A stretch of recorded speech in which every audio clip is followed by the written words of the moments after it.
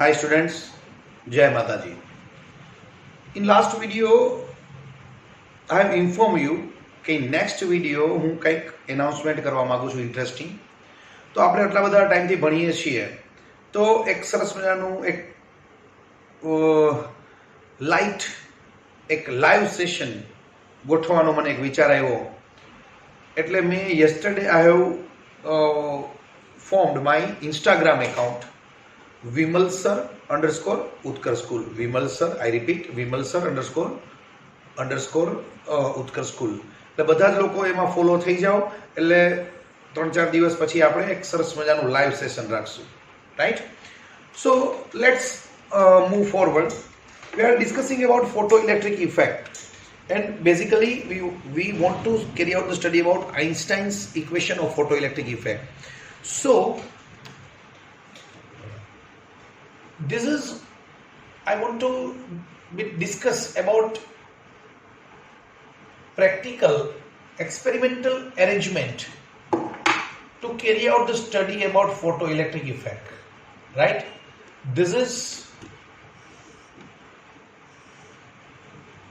a simple arrangement to carry out study of photoelectric effect. This is, you can call emitter or photosensitive surface, right? Photosensitive surface. ઘણી વાર ઘણા parents કહેતા હોય કે sir તમે એને ખીજાતા નહીં, અમે ખીજાશું, અમારી બહુ સેન્સિટિવ છે,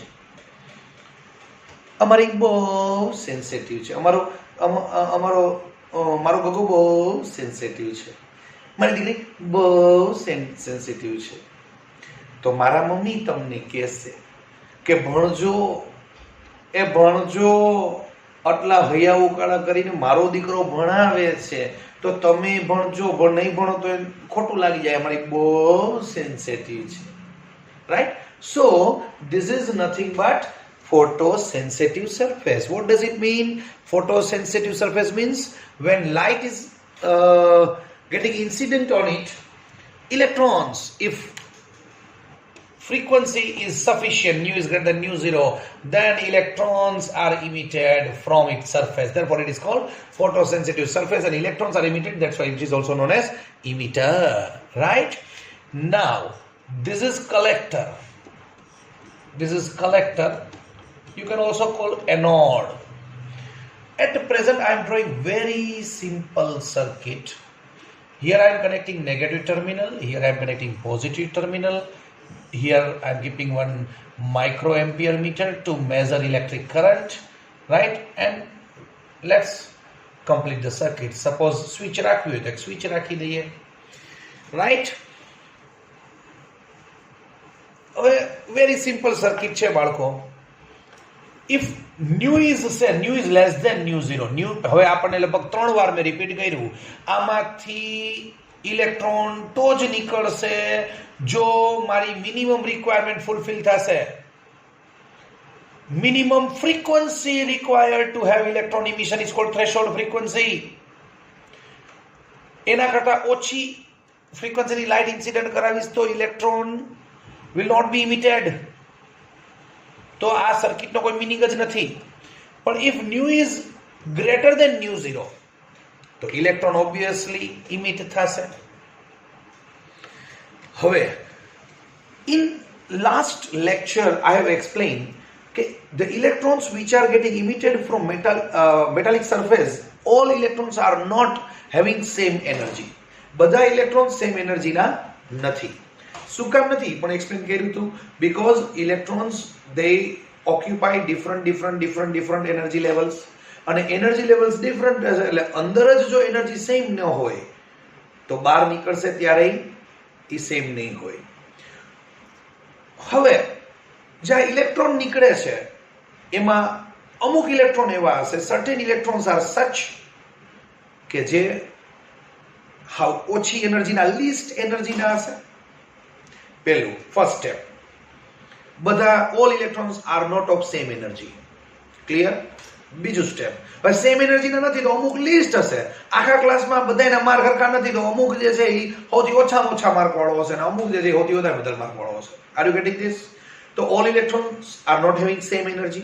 Second thing, certain electrons possess least energy and certain electrons they will be having maximum kinetic energy, that is half mv max square, h nu minus h nu 0, h nu minus phi 0, hc by lambda minus hc by lambda 0. Clear? હવે જોજો હો, suppose say for example here I am making this battery as a variable battery, right? Suppose આના અત્યારે 0 volt છે, મેં light incident કરાવી, electron emit થયા. Here I have connected positive terminal of battery, see? So obviously this positive terminal is going to attract electron, કે નહીં? હવે થાશે શું? Out of these electrons, out of these, please concentrate, કારણ કે theoretical છે totally. Out of all these electrons, મેં કીધું બધાની એનર્જી સેમ નથી, તો જે મેક્સિમમ એનર્જીથી જે દોડતો આવતો હશે ને એ તરત ખેંચાઈ જશે. Yes or no? The electron which is having maximum energy એ તરત જ એટ્રેક્ટ થઈ જશે. પણ ઓલો જે લીસ્ટ એનર્જી વાળો છે એને એટ્રેક્ટ કરવો હશે, મારે અહીં સુધી બોલાવવો હશે, તો I have to increase voltage. Clear? તો what I am doing, first of all say voltage is 0. Now I am increasing the voltage, એટલે જે highly energetic electron છે એ બધા attract થઈ ગયા. Current is formed, current is constituted in circuit. હવે શું થશે? I go on increasing voltage, voltage વધારીશ એટલે attraction increase થશે, એટલે ઓલા least energy વાળા electron પણ attract થવા માંડશે. So up to certain extent when we'll increase voltage increase કરીશ, current will increase. અને એ મને કેમ ખબર પડશે કે current is increasing? Because I is equal to Q by T, Q is equal to NE by T, number of electrons received at anode or collector goes on increasing, therefore NE increases, therefore current increases, and which is being measured by microampere meter. આટલું clear? Right. હવે બહુ interesting વસ્તુ છે કે suppose મેં 0 volt, 1 volt, 2 volt, 3 volt બધા electron attract થઈ ગયા. સે 5 વોલ્ટે બધા જ ઇલેક્ટ્રોન આવી ગયા જેટલા ઇમિટ થાય છે. સે 50 ઇલેક્ટ્રોન્સ આર ગેટિંગ ઇમિટેડ પર સેકન્ડ, 50 ઇલેક્ટ્રોન્સ ફોર એક્ઝામ્પલ. તો 1 વોલ્ટ કર્યા લો, હાઈલી એનર્જેટિક ઇલેક્ટ્રોન થોડાક આવી ગયા 8-10, થોડાક વધારે એટલે બીજા 10-12 આવી ગયા, થોડાક વોલ્ટ એટલે બીજા 12. જેવા 5 વોલ્ટ કર્યા એટલે બધા જ ઇલેક્ટ્રોન આવી ગયા. Now all electrons which are getting emitted, now they are received by collector.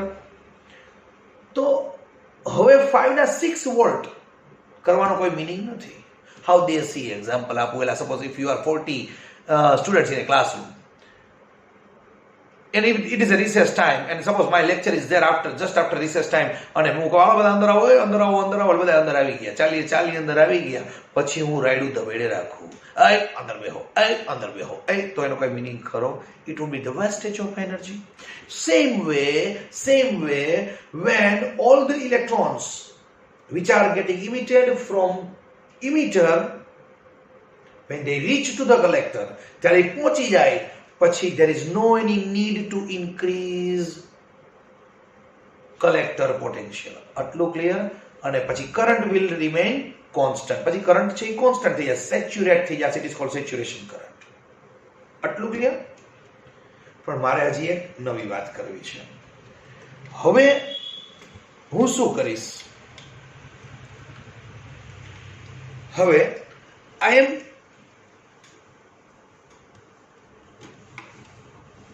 reversing this polarity. પેલા અહીંયા નેગેટિવ ટર્મિનલ હતો અને અહીંયા પોઝિટિવ હતો, એને ચેન્જ કરું છું, અહીંયા ઇટ ઇઝ પોઝિટિવ અને અહીંયા નેગેટિવ કરું છું. જોજો હવે again nu is greater than nu 0. Electrons are obviously going to be emitted. Electron તો નીકળવાના જ છે, પણ હવે અહીંયા રિપેલ થશે. લાસ્ટ ટાઈમ એક્સપ્લેન કર્યું એના કરતા રિવર્સ સિનારિયો થયો. જુઓ, last time collector was at positive potential, એટલે ઓલો જે હાઈલી એનર્જેટિક ઇલેક્ટ્રોન તો તરત ખેંચાઈ જતો હતો, અને ઓલા મારા જેવા જે ઢીલા હતા એને ખેંચવા સુધી 5 વોલ્ટ સુધી જવું પડ્યું. Are you getting my point? પણ હવે ઊંધું થયું. હવે I have given negative potential to the collector, એટલે ઓલા જે ઇલેક્ટ્રોન આવે છે એ રિપેલ, દે આર બીંગ રિપેલ્ડ. તો હવે થશે શું? રિપેલ કરવું, ઓપોઝ કરવો. તો ઓલા નબળા ઇલેક્ટ્રોન છે, જે લો એનર્જીના ઇલેક્ટ્રોન ઇમિટ થાય છે, એ અહીંયા આવતા તરત બંધ થઈ જશે. Again I am repeating, the electron which are having least energy એ હવે અહીંયા પહોંચશે જ નહીં, because they are being repelled by negative terminal of battery. પણ ઓલો હાઈલી એનર્જેટિક ઇલેક્ટ્રોન હશે એ તો હજી આવશે જ, કારણ કે એ હજી રિપેલ સફિશિયન્ટ થતો નથી. ફોર એક્ઝામ્પલ, આપણા ક્લાસનો જે હાઈલી એનર્જેટિક, સમજો છો ને, સમજો મારે પેરેન્ટ્સ સાંભળવાનો હોય કદાચ આ video, and this videos are public, you know, એટલે અમુક terminology I can not use, which આપણે જ્યારે ક્લાસરૂમમાં વાત કરતા હોય, મોજ કરતા હોય, તો I can not use such kind of so that's why in a very polished manner હું તમને કહું છું કે હાઈલી એનર્જેટિક અમુક ઇલેક્ટ્રોન હોય સ્ટુડન્ટ્સ, બીજા નબળા હોય, બેસી જા, ડોન્ટ ડુ ધીસ, એટલે એ બેસી જાય. પણ ઓલો જે હાઈલી એનર્જેટિક હોય એને મારે થોડોક વધારે પ્રેમ કરવો પડે. તો સેમ વે જે ઇલેક્ટ્રોન લો એનર્જીના છે વિલ બી રિપેલ્ડ વેરી પ્રોમ્પ્ટલી, તરત ઉભા રહી જશે, અહીંયા સુધી નહીં પહોંચે. But electron which is having maximum energy, એને રોકવા માટે મારે અહીંથી નેગેટિવ વોલ્ટેજ વધારવા પડશે. જોજો સીધેસ, હવે મેં શરૂઆતમાં વોલ્ટેજ ઇન્ક્રીઝ કર્યા -1.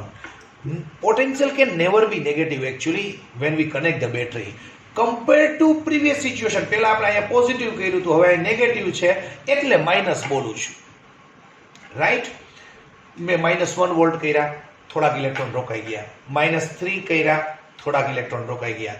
-4.9 કર્યા, મોટા ભાગના ઇલેક્ટ્રોન રોકાઈ ગયા. પણ હજી એક ઓલો હાઈલી એનર્જેટિક હજી દોડતો આવે છે, એને રોકવા માટે થઈને મારે -5 વોલ્ટ કરવા પડ્યા છે. ત્યારે એ પણ અહીંયા પહોંચતો બંધ થઈ ગયો. Current in circuit will be stopped, current will be 0. Now listen carefully. The negative potential of collector, negative potential of collector with respect to emitter, negative potential of collector with respect to emitter, negative potential પણ કેવો? -5 એ રોકાઈ ગયા, -6 એ તો રોકાઈ જ જશે, -7 એ તો રોકાઈ જ જશે. તો minimum negative potential of collector with respect to emitter at where photoelectric current becomes 0, that potential is called stopping potential. That potential is called stopping potential. That potential is called stopping potential and is denoted by V0, capital V0. So this stopping potential concept is very, very important. In next video again આ concept શરૂઆતમાં revise કરી અને પછી we will again switch over to equations, right? And then we'll again calculate numericals, right? કે જે physics જે king છે એનું કોઈ ફેક્ટર હોય તો ન્યુમેરિકલ છે, right? Thank you. જય માતાજી.